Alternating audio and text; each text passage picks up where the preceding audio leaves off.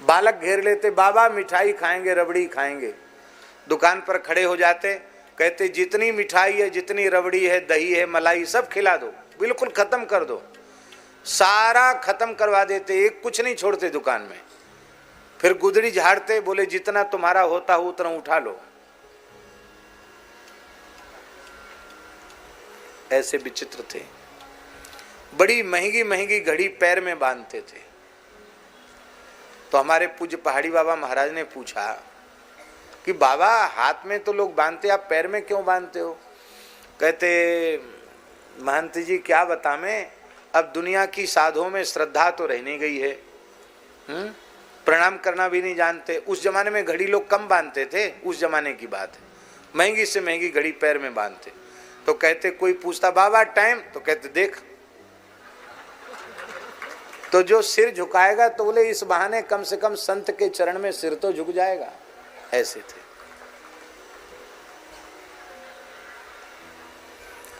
महाराज जी से कहते थे कि दुनिया मुझे सिद्ध कहती है और मैं आपको सिद्ध मानता हूं। महाराज जी को कहते थे गुदड़िया बाबा। क्यों? कहते आपके जैसी योगिक सामर्थ्य मैंने किसी में नहीं देखी और आपके जैसी निष्कामता भी मैंने किसी में नहीं देखी, क्योंकि आपके मन में कभी किसी वस्तु की प्राप्ति का संकल्प ही उठता नहीं। महाराज जी कोई बात कहते थे और अपनी बड़ी बड़ी विलक्षण अनुभूतियां वो महाराज जी को बताते थे। वो गुदड़िया बाबा बाद में ब्रज छोड़ के अयोध्या जी चले गए और अयोध्या जी में ही उन्होंने अपना शरीर पूरा किया।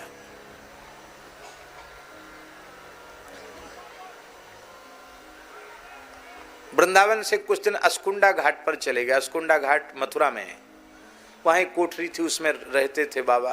अवधूत तो थे ही। और हमने महाराज जी से पूछा कि महाराज जी ये गुदड़ी में जो चमत्कार था वो कैसे था? तो बोले कि बाबा ने स्वयं हमको बताया कि 12 साल चित्रकूट में रह करके हमने राम नाम का जप किया, तो कहीं कोई लीला वगैरह हो रही थी तो हमको कुछ इच्छा हुई कि हम सरकार को भेंट करें, हमारे पास तो कुछ था नहीं। तो मेरी इच्छा को देखकर रघुनाथ जी कामता नाथ जी से उतर के आए और सीताराम जी ने हमारी गुदड़ी को छू दिया। बोले बाबा जितना नोट चाहोगे इसी से निकल जाएगा, आप चिंता मत करो। बोले राम जी के आदेश से निकल जाता, कहाँ से आता है, न कोई हम तंत्र जानते हैं न मंत्र जानते हैं, राम जी के आदेश से निकल जाता। ऐसे थे महात्मा। तो मथुरा में अस्कुंडा घाट पर गुदड़िया बाबा थे। तो उस समय मथुरा में कुछ चोरियां बढ़ गईं। तो जो मथुरा का जो उस थानेदार था, जो पुलिस वाला अधिकारी, पुलिस इंस्पेक्टर, तो पुलिस इंस्पेक्टर को किसी ने भर दिया कि ये बाबा गुदड़ी से पैसा निकलता है, चोर इसी के पास आकर पैसा देते हैं और ये सब चोरों का सरदार है। तो बाबा गए थे जमुना जी, नहीं बाबा यमुना जी से आके रात्रि को कोठरी में बैठे थे और पुलिस के साथ उसने घेरा डाल दिया। बोले बाबा इसी समय गुदड़ी लाओ। पूरी कोठरी में तो कुछ था ही नहीं, टाट पड़े थे और टूटा फूटा कमंडल था। क्या था, बाबा कुछ रखते तो थे ही नहीं, पकड़ थे। गुदड़ी को तार तार करके देखा, चारों ओर टार्च लगा के कुत्ता घुमा के देखा, कहीं कुछ नहीं। फिर थोड़ी डांट डपट भी की, कहाँ माल छुपाया है, कहाँ रखता है बता, नहीं तो जेल की हवा खानी पड़ेगी, चोरों का सरदार है। कुछ कुछ कहा उसने उठपटांग। बाबा सुनते रहे। बाद में बोले साले जितने आते हैं सब पैसे के ही भूखे आते हैं, ले पैसा, ले पैसा। गुदड़ी झाड़ने लगे तो नोट गिरने लगे उसमें से। कांप गया महाराज। पुलिस इंस्पेक्टर भागा वहां से और बाबा भी वहां से चले गए। 7 दिन के भीतर उस पुलिस इंस्पेक्टर को गलित कुष्ठ हो गया, शरीर गल गया, पीप मवाद चूने लग गया और आकर उसने फिर महाराज से क्षमा मांगी। एक कांड में सस्पेंड भी हो गया वो। 7 दिन के भीतर शरीर में कोढ़ हो गया और बाबा के चरणों में क्षमा याचना की। बाबा वृंदावन में विचर रहे थे। बाबा ने कहा बच्चा अपनी जन्मभूमि पर हनुमान जी का मंदिर बना दे, अपनी ईमानदारी की कमाई से जो तुझे तनख्वाह मिलती उससे, और राम राम कर, ठीक हो जाएगा। हनुमान जी का मंदिर बनाए, ठीक हो गया। इसके बाद बाबा बोले अब ब्रज में नहीं रहेंगे। यहाँ पुलिस पीछे लग गई और बाबा अयोध्या जी में आ गए। दिन भर घूमते थे और शाम को सोते थे अयोध्या कनक भवन की देहली पर सिर रख के सोते थे। गुदड़ी बिछाली, देहली पर सिर रख के सोते थे। और जब सरयू स्नान के लिए जाते तो तमाम बच्चे, तमाम लोग उसकी उनकी गुदड़ी ऐसे पटक पटक के देखते थे कि इसमें रुपया कहाँ है, रुपया कहाँ गुदड़ी में। ऐसे सिद्ध थे बाबा, गुदड़िया बाबा। उन गुदड़िया बाबा की भी एक बात पूज्य गुरुदेव, हमारे गुरुदेव श्री भक्तमाली जी ने भक्तमाल की टीका व्याख्या में लिख दी है। बहुत सुंदर बात।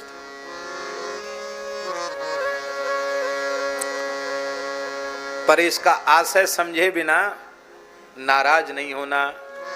फक्कड़ों की वाणी है।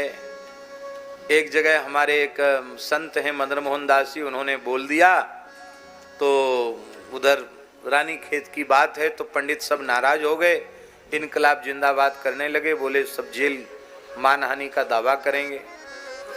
फिर हम अस्वस्थ हो गए थे। फिर मैंने उनको सबको समझाया, तब जाके बड़ी मुश्किल से माने। इतना खतरनाक वाक्य है और आप लोग ध्यान से सुनेंगे।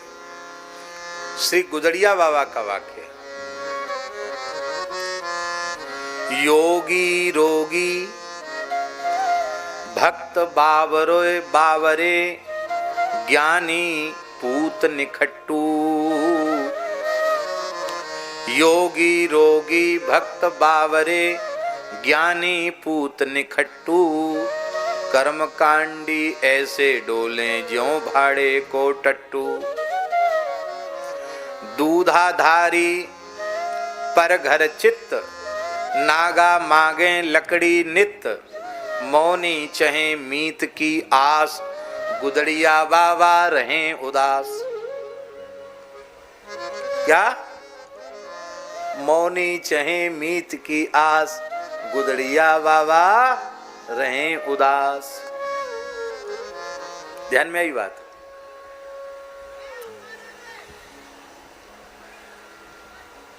योगी रोगी, एक से दोनों अर्थ हैं। योगी जो होते हैं, यदि भक्त नहीं है तो चाहे जितना यम नियम आसन प्राणायाम कर लें और चाहे तमाम योग की सिद्धियों को अर्जित कर लें, किंतु यदि भगवत भक्ति नहीं उदित भई है, भगवत शरणागति का भाव उनके मन में जागृत नहीं हुआ है, तो उन योगियों का भवरोग दूर होने वाला नहीं है। इसलिए योगी रोगी। महाराष्ट्र की धरा पर महान योगी चांगदेव थे, लेकिन हरिभक्ति जब तक उन्हें प्राप्त नहीं थी तब तक उनके मन का मात्सर्य नहीं गया। संत ज्ञानेश्वर जी के प्रभाव से ही वे छिड़ने लग गए और अंत में ज्ञानेश्वर जी के शरणापन्न हुए, तब उनकी योग साधना सफल हुई। तो योगी रोगी, योगी माने भक्ति शून्य योगी, भवरोगी।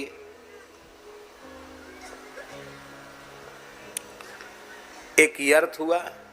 दूसरा अर्थ ये हुआ कि खूब खाने पीने वाले लोग वो तो हमारे जैसे मोटे होते हैं, और नेति धोती बस्ती कुंजल शंख प्रछाल आदि यौगिक क्रियाओं को करने वाले उनका शरीर तो ऐसा होता है, इकहरा शरीर होता है।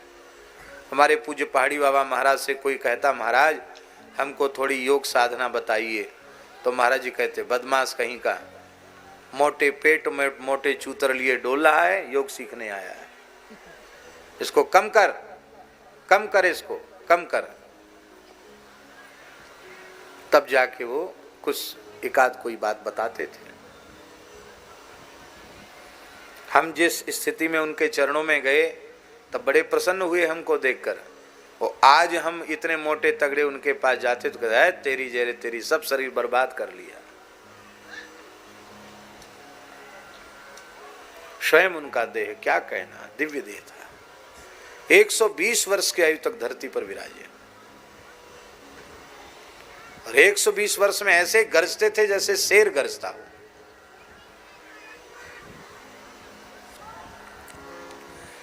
तो भैया योगाभ्यास करने वाले, साधन करने वाले, उनका शरीर मोटा तगड़ा नहीं, वो संसार की दृष्टि में रोगी जैसे लगते हैं। योगी रोगी, भक्त बावरे, इसके भी दो अर्थ हैं। एक अर्थ ये है कि यदि ईमानदारी से भगवान की भक्ति भीतर प्रकट हो गई है तो संसार के लोग उसको बावरा ही समझते हैं, पागल ही समझते हैं। लोग कहें मीरा भई रे बावरी, न्यात कहें कुल नासी रे, पग घुंघरू बांध मीरा नाची रे। भगवान के भक्तों को लोग पागल ही समझते हैं। एक अर्थ। दूसरा अर्थ तो ध्यान से सुने। दूसरा अर्थ ये है, भक्त बावरे, हृदय में भगवान की भक्ति नहीं है।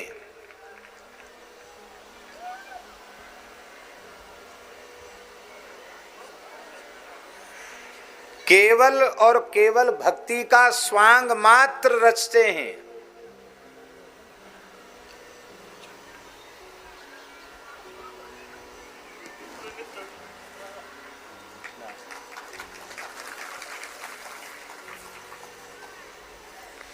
भक्ति का केवल स्वांग मात्र रचते हैं। बहुत ध्यान से सुनो भाई, बहुत सावधान होकर सुनना। भक्ति के नाम पर केवल दूसरों को ठगने का काम करते हैं। ऐसे लोग बुद्धिमान नहीं हैं, ऐसे लोग पागल हैं।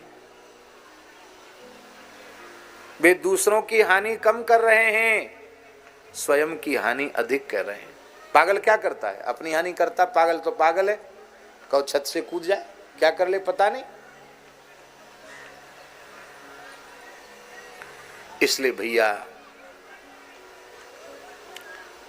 हो वेशधारी हरि के उरसाले, वेशधारी दंभी लोभी कपटी नट से, दंभी लोभी कपटी नट से, शिष्णोदर को पालें, वेशधारी हरि के उरसाले, हरि के उरसाले, वेशधारी हरि के उरसाले, हरि के उरसाले।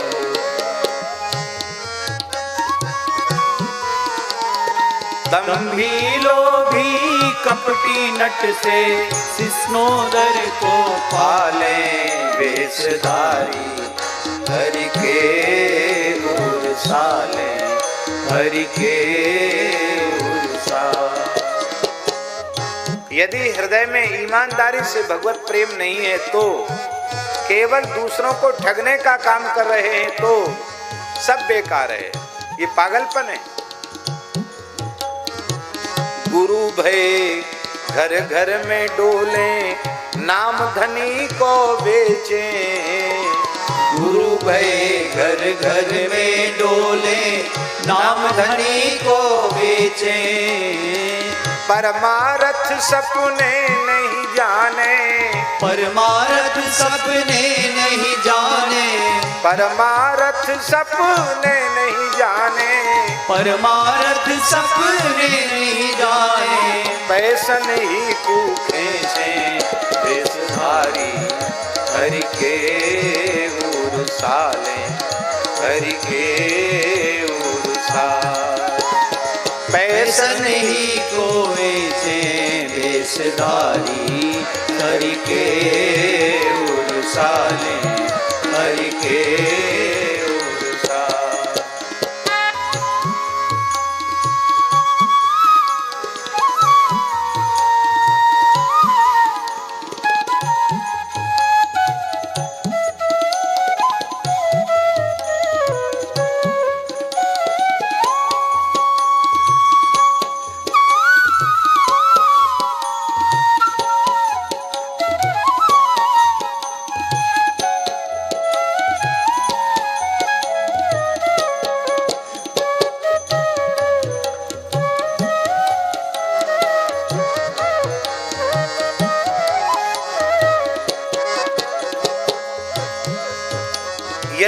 केवल दिखावा है, पाखंड है, दूसरों को ठगने की भावना है, तो कोई साधन काम आने वाला नहीं। कबहू बकता हुए बन बैठे कथा भागवत गावे, कबूक वे बक्ता बनि बैठे कथा भागवत गावे। अर्थ अनर्थ कछु नहीं जाने, अर्थ अनर्थ कछु नहीं जाने, पैसन ही कुधावे, वेशधारी हरि के ओर साले, हरि के ओर साले। हाँ पैसन ही को गावे, वेशधारी हरि के ओर साले, हरि के ओर साले।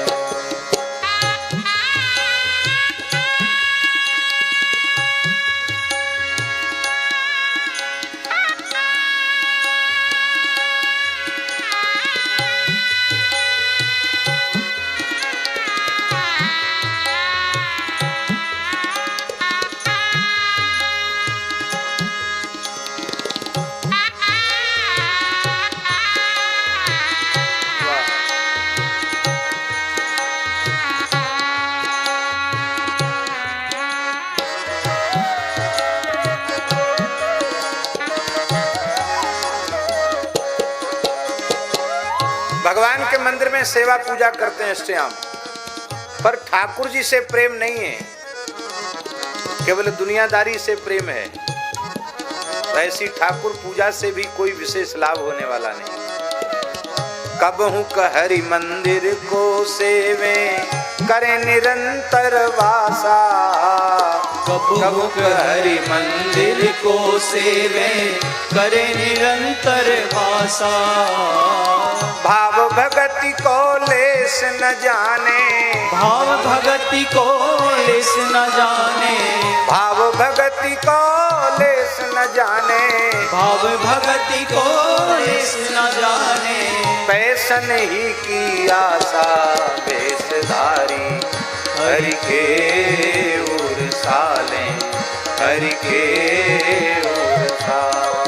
हाँ पैसन ही की आशा, वेशधारी हरि के ओर साले, हरि के ओर साले। एक मंदिर का नियम था कि बंद होने के बाद फिर किसी को दर्शन नहीं होता था। महंत जी ने नियम बनाया था, पर पुजारी लालची था, मुखिया वो लालची था। तो एक भगत पहुंच गया, बोला महाराज दर्शन करा दे। बोले अब तो ठाकुर जी सहन हो गए। उसने कहा, भगत ने, वो तो देखने आया था कि नियम कानून कितना चल रहा है मंदिर में। उसने कहा महाराज मैं तो बहुत दूर से आया हूँ, बंबई से आया हूँ, ये देखो ड्राई फ्रूट्स लाया हूँ एक पेटी भर के, ये इतना फल लाया हूँ, इतनी मिठाई लाया हूँ, कपड़ा भी लाया हूँ, आपके लिए 5 कपड़े लाया हूँ, ठाकुर जी के पोशाक का कपड़ा लाया हूँ, और एक गड्डी दिखा दी, ये भेंट करने आया हूँ। अब सवेरे का हमारा फ्लाइट है, हम तो चले जाएंगे, दर्शन हो जाएगा तो ये भेंट जरूर यहाँ अर्पित करेंगे। बोले कोई, देखो ऐसा है, बाहर का गेट बंद कर दो। जगमोहन का गेट बंद कर दिया, किसी को बोलना नहीं, दर्शन कर लो ठाकुर जी का, स्पर्श कर लो, जो कुछ तुम्हारे मन हो सब कर लो। खोल के दर्शन करा दिया, फिर बंद कर दिया, भेंट रख ली। भगत महंत जी के बहुत निकट था, वो सीधे गया ऊपर महंत जी के पास। बोले महाराज आप तो नियम कानून के इतने पक्के हैं, और ऐसे लालची व्यक्ति को पुजारी बना रखा है आपने। भगवान के शयन के बाद उसने केवल भेंट दक्षिणा के लालच में मंदिर खोल दिया। सारी बात बताई, मैं इसका प्रमाण हूं। आजकल ऑपरेशन वाले, भ्रष्टाचार वाले ऐसे ही करते हैं, खुद अपनी तरफ से कुछ करते हैं, बाद में फिर सब पकड़े जाते हैं। महंत जी बड़े नाराज हुए, बुलाओ पुजारी। रात को 12 बजे पुजारी को बुलाया गया। पुजारी थोड़ा घबराया तो सही, क्यों बुलाया? महंत जी ने रात को 12 बजे सो के उठा के जगा के बुलाया, क्यों बुलाया? बोले देखो ये व्यक्ति है सामने तुम्हारे, मैंने बिठा रखा है इसको, तुमने सैन के बाद मंदिर क्यों खोला? अरे राजा आवे महाराजा आवे कोई बात नहीं, गया तो गया, जाने दो। अरे इतनी दूर से आया है, दर्शन की इच्छा होगी तो रुकेगा, नहीं होगी तो जाएगा। तुम अपनी सुविधा के लिए भगवान को तुमने परेशान किया, क्यों किया? बोले महाराज ये बिल्कुल झूठ बोलता है, मैंने ऐसा कुछ किया ही नहीं। वो बोला अरे भाई तुम बड़े विचित्र आदमी हो, भी घंटे 2 घंटे पहले की बात है और तुमने हमको सबके सामने झूठा साबित कर दिया, क्या बात? पुजारी बोला महाराज आप ही बताओ गुरुजी एक बात, ये सेठ हैं, इनकी सेठानी कहीं घूमने फिरने बाहर गई हो और रात्रि को 10-11 बजे कोठी पर आकर, द्वार पर आकर खड़ी हो जाए तो चौकीदार की हिम्मत क्या है जो सेठानी को भीतर जाने से रोके? मैंने इसके लिए नहीं खोला, भगवान की गृहिणी लक्ष्मी जी बाहर खड़ी थी, सैन कुंज में ठाकुर जी की सेवा में जाना चाहती थी। अब मैं तो चौकीदार हूं महाराज, झाड़ूदार हूं मैं, मेरी हिम्मत कहां रोकने की, इसलिए मैंने भीतर घुसाया। ये बात कहने का आशय हमारा ये है कि लोग इतने चतुर चालाक किस्म के होते हैं, कैसी कैसी युक्तियां खोज लेते हैं। कबहू कहरी मंदिर को सेवे करे निरंतर वासा, कबहू कहरी मंदिर को सेवे करे निरंतर वासा। भाव भगति को लेस न जाने, भाव भगति को लेस न जाने, पैसन ही की आशा वेशधारी हरि के उरसाने, हरि के उरसाने। हाँ पैसन ही की आशा वेशधारी हरि के उरसाने, हरि के उरसाने। ये दुनिया को ठगने के लिए क्या क्या नहीं करते हैं। नाचे गावे चित्र बनावे करें काव्य चटकीली, नाचे गावे चित्र बनावे करे काव्य चटकीली। लेकिन जीवन में सच्चाई नहीं है। साच बिना हरि हाथ ना आवे, साच बिना हरि हाथ ना आवे, साच बिना हरि हाथ ना आवे, साच बिना हरि हाथ ना आवे। सब रहनी है ढीली वेशधारी हरि के उरसाले, हरि के उरसाले। हाँ सब रहनी है ढीली वेशधारी हरि के उरसाले, हरि के उरसाले। बिनु विवेक वैराग्य भगति बिनु सत्य न एको मानो, बिनु विवेक वैराग्य भगति बिनु सत्य न एको मानो। बिनु विवेक वैराग्य भगति बिनु सत्य न एको मानो। बिनु